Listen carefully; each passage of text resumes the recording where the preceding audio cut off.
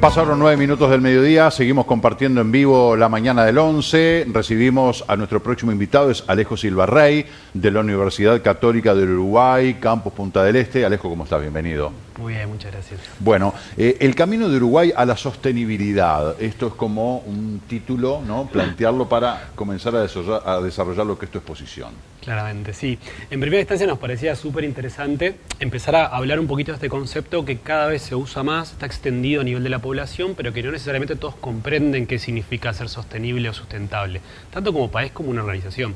Entonces, en cierta manera, queríamos poner ahí un poquito sobre ese tema que dice que la sostenibilidad, en cierta manera, es la capacidad que tiene Uruguay, en este caso, de satisfacer las necesidades de sus ciudadanos o de los países, de las personas que vienen a Uruguay, sin comprometer la capacidad de las generaciones futuras de satisfacer sus necesidades. Y por ahí viene un poquito eso de la sostenibilidad, que en primera instancia parece un poquito complejo de abordar por todo lo que eso significa, pero también hay otros autores que hablan de sustentabilidad. Y eso se habla un poquito de que para que un país sea de una manera sustentable tiene que mantener un equilibrio entre las dimensiones sociales, económicas y ambientales. Entonces ahí aparece el primer tema, ¿no? Que mucha gente asocia sostenibilidad o sustentabilidad únicamente a temas ambientales. Y es ahí donde hay un grave problema de comprensión y que a uno como ciudadano le dificulta a veces exigir un poquito más, porque sabemos que decir que somos un país sustentable, sostenible, requiere un poco más. Como lo de ciudades inteligentes, que piensan que es una ciudad con botoncitos y tecnología y va mucho más allá de eso. Exactamente. Bueno, esto de ciudades inteligentes apoya un poquito ese concepto, ¿no? de analizar todas esas dimensiones y de ver un poco cómo le va a la ciudad, o cómo en este caso que hablamos de Uruguay, cómo le va a Uruguay en ese concepto de sustentabilidad o sostenibilidad. Entonces ahí aparece Uruguay haciendo un camino muy interesante porque ha logrado realmente un posicionamiento internacional en este concepto considerable para la región y para países que si quieren se pueden llamar como en vías de desarrollo en sí. Entonces Uruguay está como en las tablas de sostenibilidad, en diferentes rankings y organizaciones que lo van midiendo por encima de la media, lo cual es algo súper interesante. Y este resultado de Uruguay se ve principalmente, está sustentado en el esfuerzo que ha hecho Uruguay en tema de energías limpias, ¿no? Que es un referente a nivel internacional. Pero sin embargo Uruguay hace en ese equilibrio que hablamos de la sostenibilidad en los aspectos sociales, que también abarcan la sostenibilidad, como puede ser el índice de suicidios, como puede ser también la tasa de obesidad o el porcentaje de estudiantes que finalizan la secundaria, eso también es sostenibilidad. Y ahí Uruguay en ese equilibrio es donde empieza a perder, si se quiere, pisada con los países que se pueden dominar como en desarrollo. Entonces ahí es como una invitación a los ciudadanos, a las personas, creo que en términos generales, de empezar a mirar esto de la sostenibilidad, exigir a las organizaciones que se ponen ese mote, si se quiere, y a los países un poquito más de esto del reciclado, que es excelente y es muy bueno, pero que también implica qué pasa ahí adentro con la equidad de género, qué pasa ahí con cómo se genera ese producto, por ejemplo una marca de ropa que se hace llamar sostenible, qué está pasando ahí, realmente las personas que la producen, en qué países y en qué contextos. Y es ahí donde creo yo que es súper interesante para nosotros como consumidores y ciudadanos tener ese conocimiento para de alguna manera exigir, ¿no? Que es un poco lo que entiendo que como ciudadanos podemos hacer y nos corresponde. Muchos pueden pensar, bueno, pero todo esto que está buenazo lo aprendo solamente yendo a la Universidad Católica. O sea, es una cuestión académica, universitaria, es una cuestión ciudadana, de cultura, de civilización, de los habitantes que integran una comunidad. Porque cada uno es responsable de sus actos en todos los órdenes de la vida y también es responsable cuando hacemos las cosas mal, que terminamos pagando las consecuencias, ¿no? Entonces, esto básicamente es un concepto general para toda la población. Seguro que sí. Y también ahí aparece algo que es súper interesante, por eso yo hablaba de más de un ranking, porque probablemente cuando nosotros empezamos a charlar acá o con diferentes personas, construyamos ese concepto de sostenibilidad de una manera distinta. Entonces, si nosotros lo construimos, ¿por qué digo esto? Porque vamos a tener que medirnos de alguna manera nuestras condiciones y capacidades y definir nuestra capacidad de ser sostenibles y en qué nos queremos enfocar más. Porque ahí aparece una cuestión que es muy personal o es muy a nivel país. Entonces, esto que mencionaba recién es un marco teórico que nos invita a interpelarnos a nosotros mismos y ver cómo lo construimos, desde la alimentación hasta la compra, hasta el consumo, hasta todo lo que viene ahí. Y es muy difícil si nosotros quisiéramos compararnos con países escandinavos, por ejemplo, que lo hacemos en varios rankings, y decimos, bueno, Uruguay sí está por debajo de países escandinavos, ¿no? Entonces ahora la pregunta que nos hacemos ¿es justo exigirle a la República Democrática del Congo lo mismo que le exigimos a Finlandia en términos de sostenibilidad?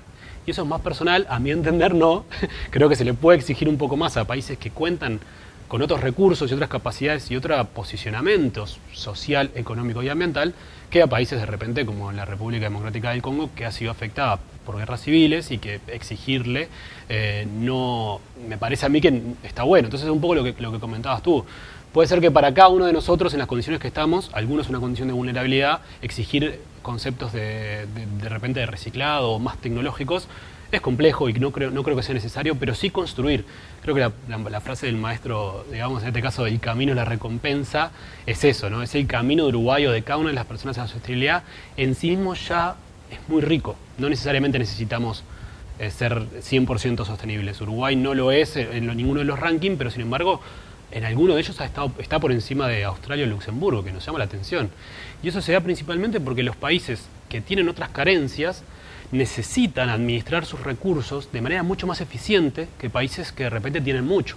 Entonces Australia o Luxemburgo, al tener de repente otro acceso a recursos, tanto importados como propios del país, les da como una especie de que no son tan eficientes, esa es la realidad. Entonces países como Uruguay logran ahí posicionarse mejor porque, bueno, la escasez de recursos también nos da habilidades de gestión diferente, reducir, o sea, básicamente tenemos que evitar el desperdicio porque la vida vale en eso en algunos países, como mencionamos hoy, la República Democrática del Congo, que está, por ejemplo, primera en el subíndice por ejemplo, de uno de los rankings de sostenibilidad, en esto del aprovechamiento del recurso, ¿no? Importado y propio. Todo esto en medio de una paradoja, una utopía. Hay veces que podemos señalar las cosas como, bueno, la vida es una utopía y hay que ir detrás de las utopías, que son esas cosas que decís, bueno, es la panacea, es el ideal, hoy el pensamiento celestial, ¿no? Con todo lo ideal. Pero vivimos en un contrasentido permanente, porque yo te iba a decir, bueno, de repente emparejar para arriba, porque hablábamos de Finlandia y de República Democrática del Congo. Son incomparables, lamentablemente, un país devastado, atravesado por la guerra, las enfermedades, la injusticia, etcétera, la discriminación, y otro país que, bueno, si bien tiene ciertas características de frialdad en cuanto a los afectos, pero es un país que tiene excelentes niveles de todo punto de vista. Ahora, estaría bueno dotar a para que pueda estar mejor, ¿no? O sea, que no haya guerras, que no haya discriminación, que no haya hambre, que no haya enfermedades, para transformarse en un futuro en un país sí comparable con Finlandia, ¿no?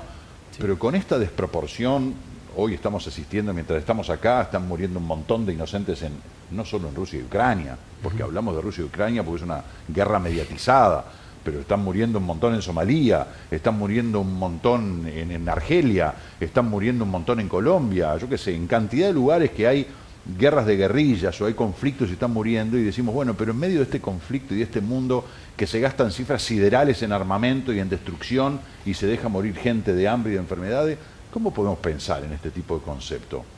Bueno, es realmente interesante lo que planteás y justo de concepto teórico es donde ahí aparecen este tipo de elementos cuando uno lo quiere, si se quiere bajar a tierra, ¿no? Cómo aplicar. En ese caso, las Naciones Unidas en el 2015 firma la Agenda de Desarrollo Sostenible al 2030. Todos los países miembros de las Naciones Unidas, entre los cuales están algunos de los que acabas de mencionar tú, algunos en guerra, otros, digamos, en democracia, otros no. Y eso lo que hizo fue, se intentó que esos objetivos sean universales para que sí se pueda ver una comparación. O sea, de repente no en términos generales, pero sí haya un marco donde podamos compararlo. ¿Por qué? Porque en cierta manera la comparación puede ser mala o buena, depende de cómo se mire. Porque en cierta manera decimos, bueno, está muy rezagado, necesitamos que nadie quede detrás, que es uno de lo que plantea esta agenda. Y ahí lo que se ve claramente y se exige desde la teoría y se exige desde los universitarios, pero también desde las personas, es que los recursos actuales del planeta, en términos económicos, de recursos naturales, están disponibles para que ese equilibrio entre países se den. Si no se dan, no es por falta de recursos económicos o de recursos naturales del planeta. No se dan porque políticamente no se dan. Es por la maldita especie humana. Culpa también de la especie, y sí. Bueno, podemos llamarlo así o podemos decir, bueno, la realidad es que los intereses, a veces de países o personales o propios o políticos, se anteponen frente a los intereses del planeta. Hay una necesidad de fronteras, que es, digamos, en ese sentido, de dividir en países, pero cada vez existe más la necesidad de hablar de planeta. Y como planeta, si uno mira todos los recursos en su globalidad, lo que va a suceder es que ahí vamos a ver que se puede, ¿no? De hecho, hay una cosa que es muy interesante, que es una paradoja, que menciona de que si uno nos concentramos muchísimo en la eficiencia de uno de los conceptos, probablemente se genere un efecto contrario, es que eso se use mucho más del otro. Y un ejemplo claro es el tema de los viajes aéreos, ¿no? Si lo comparamos con la década del 70, la huella de carbono de cada uno de los pasajeros era realmente alta en comparación con el 2022. Pero sin embargo, se logró una eficiencia tan alta que se redujeron los costos y la demanda aumentó a tal punto que si uno mira en la globalidad, o sea, a nivel todo lo que es, vamos a encontrar de que las emisiones en realidad no se disminuyeron. Pero si yo lo presento como por pasajero, me da un número divino y un crecimiento del 70 de acá.